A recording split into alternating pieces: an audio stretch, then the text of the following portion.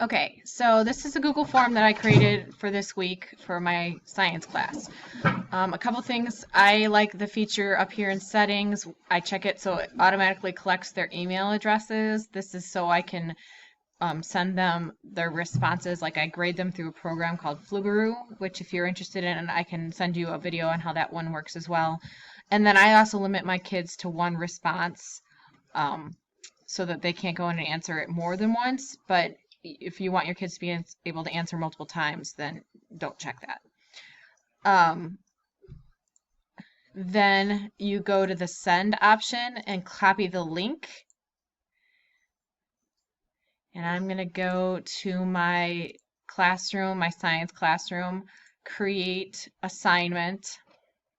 And I'm going to call it currents assessment. Just take the Google form.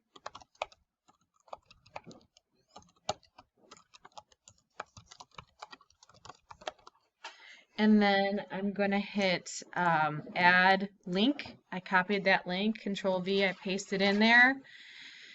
It will make them, they're signed in automatically on their Chromebooks. I'm just going to leave it ungraded. I'm assigning it to my science class.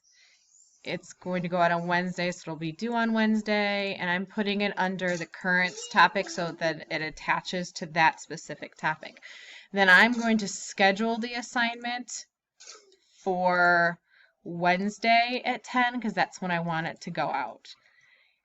So then when your kids get it, they'll get the Google form. That link will go right into your Google form and they'll take it. They'll take your form and it'll collect all of their responses on that document you created here where it says responses. They'll all be on there, and then you can grade it if you want to, and I can show you how to do that, but you can create a spreadsheet and you can look at all of their answers.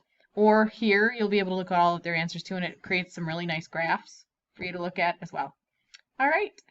Please just email me if you need further information on this or want to know something else about Google Forms, Google Docs. Thanks.